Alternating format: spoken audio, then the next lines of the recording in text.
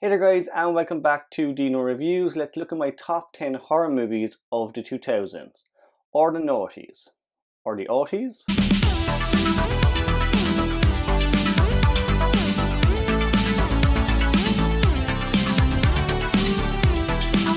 So guys, for quite some time I did want to get back to my decades ranking, and I've actually been spending a lot of this time looking at older 2000s horror movies.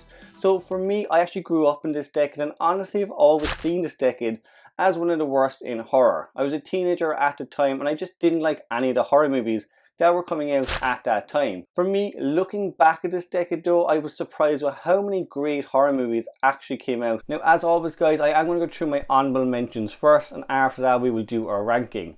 As I said though, there are a lot of great horror movies from this time, so there actually are quite a few honourable mentions. Starting with some remakes, we had a few good remakes during this time, particularly in House of Wax, House on Haunted Hill, and The Grudge. Now these movies may not have been considered classics or great movies at the time, but I do think the generation who grew up with these movies are kind of appreciating them more and more. We also have great horror comedies like Shaun of the Dead and black comedies like American Psycho.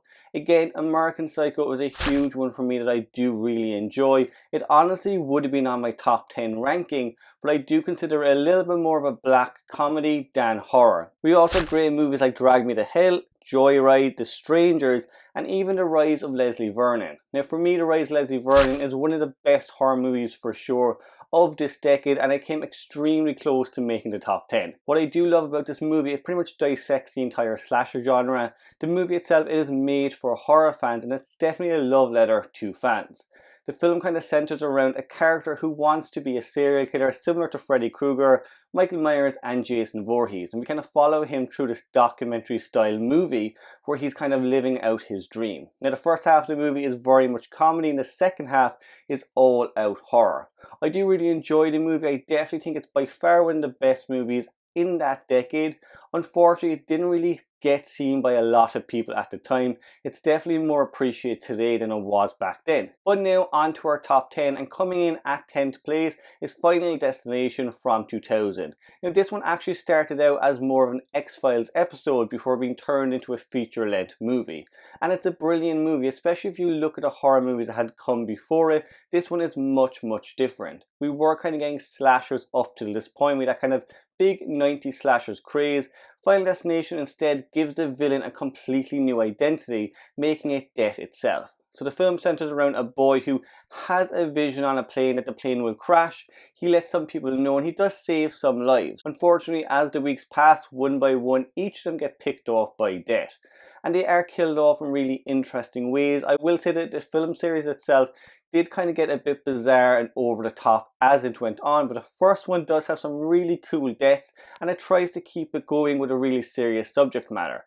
What is death and can you actually defeat it? Next up, taking 9th place, is The Ring from 2002. Now this movie of course is the American remake that centers around a cursed videotape that kills people off within 7 days. For me, I've always loved watching this movie. I love the look and the feel of the film itself. The visuals on this movie is pretty much unlike anything else that had come out on that decade. It is a really great ghost story with a really great mystery that slowly unravels as the film goes on. We also of course get Samara, who's one of the best villains in this decade. What I like particularly about her is she does feel like an unstoppable villain throughout the whole movie. There doesn't really seem to be a way to stop her. Almost everyone that kind of comes into contact with her actually does die within the 7 days. As well as that, Naomi Watts gives a great performance throughout the entire movie, and you can tell she kind of gives it her all. And that goes for the sequel. The sequel may not be a great movie, but I've always enjoyed her performance in it. As I said, the movie has some really great visuals, just how it's shot in particular, but also the images on screen when we see the videotape itself. They are kind of images that stick with you after you see the movie. Taking the 8th spot is Cabin Fever from 2002. This one centers around 4 teenagers who stay in a cabin over, I think it's a weekend, and slowly start getting killed off by a bacterial infection. Just like Final Destination, this one is unique because the killer is so different than what we've been used to. I do like how this is pretty much a body horror for the millennium, and it really does go all in with the gore and the kind of graphic content we get on screen. There are some red herrings throughout the movie where we think certain people could be killers and stuff like that, but instead the main villain is a bacterial infection. Now, Eli Roth made this movie, I think he went on holiday and actually got a skin infection, and that's where the whole idea came from. But the film, again, just like The Ring, does have a villain who seems unstoppable. There's nothing these characters can really do except waste away as the film moves on. It's a very gory and graphic movie, and it really is very hard to pull away from it. Some of the scenes in this movie are by far some of the most disgusting and graphic scenes I'd seen in film, beating out hostile and torture porn movies that had been in that decade. But I do really enjoy this movie. I like as well that a lot of it is in the daylight. Even though these people are going through these horrible ordeals, normally these scenes are filmed at night. Cabin Fever gives it right in the sunshine so you can see it clear as day. It's a great movie to watch, and what I honestly don't think people appreciate enough, just how things like bacterial infections and viruses can be just as deadly as serial killers. Coming in on the number 7 spot is Saw from 2004. Now, of course, everyone pretty much knows what this movie is about, and its main villain is the iconic Jigsaw. So Jigsaw does like to play different games with people who he thinks deserves punishment. The movie, of course, kind of brought in the whole torture porn decade we got during the 2000s, but this one for me is definitely the smarter one overall. I do love watching this one. The deaths are really cool. They're graphic and gory, yes, but they're also fun and very creative. Tobin Bell, as well as Jigsaw, gives a great performance throughout the entire series. He's not in too much of this movie, but just his performance throughout the rest of the Saw movies definitely carried the movie right to that final point. Coming in at number 6 is the Texas Chainsaw Massacre from 2002. So this is the remake of the original Texas Chainsaw Massacre, and I had to put it on this list. It does follow a very similar plot point to the original movie, where a bunch of teenagers get stuck with Leatherface and his clan. Now, mainly what I love about this movie is R.L. Ermey's performance as Sheriff Hoyt. He is by far the best thing in the movie. He is quite creepy, but also he gives so much to this performance. He's a deranged psychopath that's kind of in charge of Leatherface and the rest of the family. Just the scenes that he's in are so intense and uncomfortable to watch. We also, of course, get Leatherface and we get the rest of the clan, but I do just think Sheriff Hoyt is a huge step up for that franchise. I've always said I do wish they continued on the series. We got one more with the prequel, and that was just as good as this one. But I do like the remake. I think we have a great final girl with Jessica Biel's Erin. She fights back throughout this entire movie and gives everything she can. We also get some really interesting and graphic death scenes, but they have some weight to them. Almost every character in this movie, when they get killed off, there is a sadness to the way they're killed.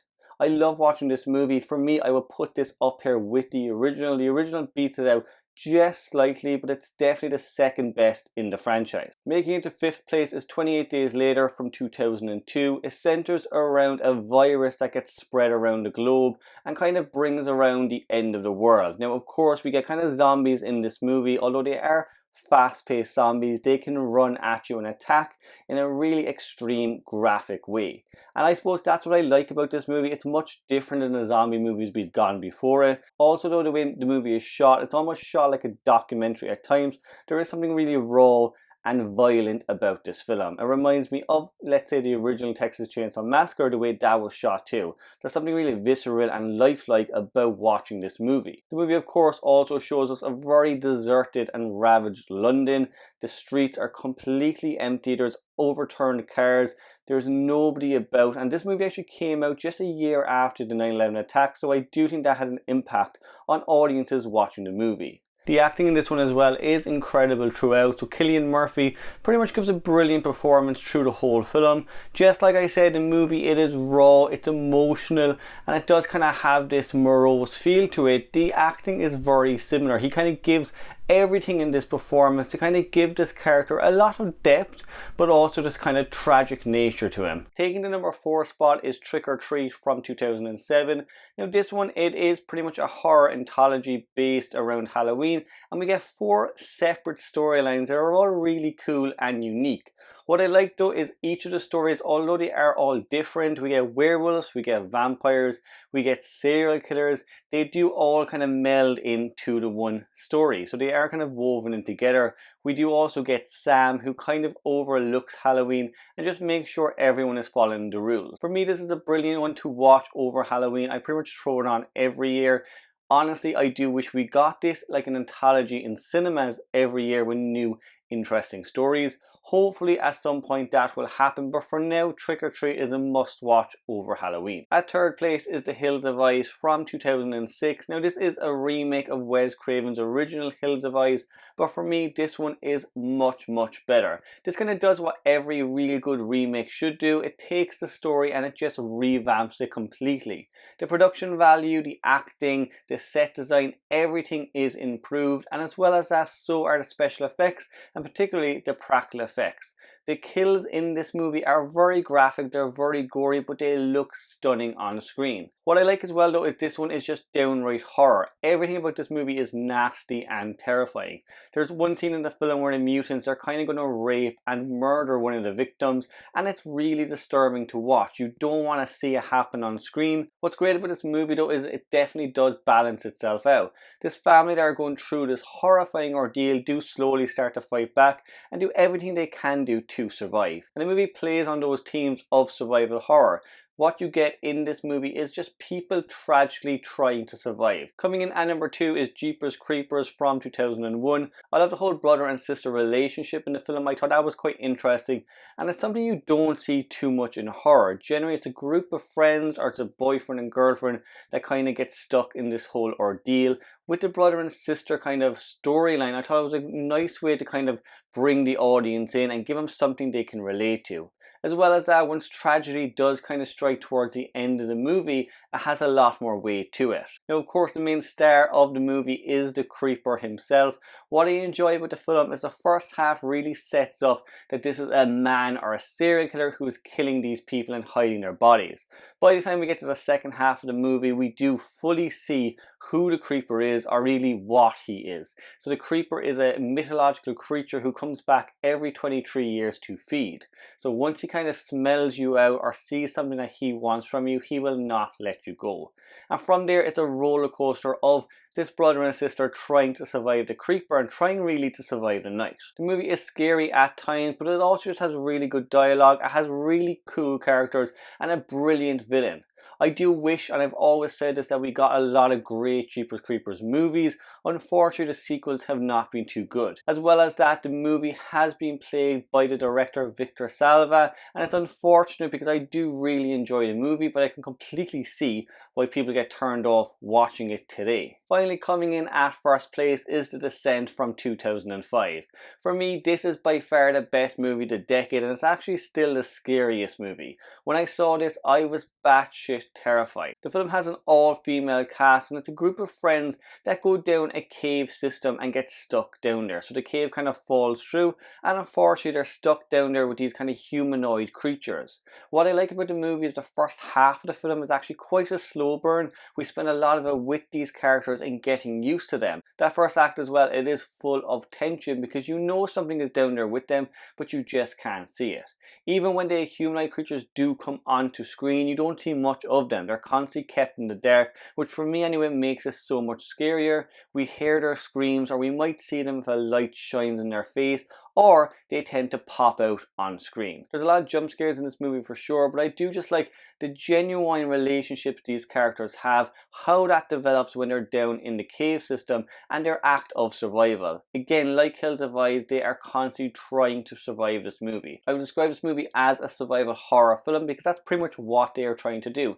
They are fighting back with everything they possibly have and trying to survive and get to daylight. The movie, it doesn't get enough love in my opinion. When it first came out, you know, a lot of people were talking about it, but as the years went on, we didn't get any more sequels. We didn't really get a lot of people giving it as much respect as, in my opinion, it deserves. If you haven't, guys, check this movie out. It is by far the best movie, in my opinion, of the 2000s. Next up, we will probably go to the next decade and we'll probably do the 2010s.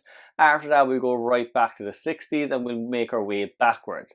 I will say, guys, I am quite excited to start the 2010s. There's actually a lot of horror movies from that decade that I do enjoy, and already I know a few I can add into my list. But just like the 2000s, I am looking forward to maybe being surprised and seeing some horror movies I did forget about. If you can, guys, give the video a big thumbs up if you like the content, pop on your notification bell just so you don't miss another ranking, and follow me on social media. If you like, guys, subscribe to the channel and I will see you in the next one.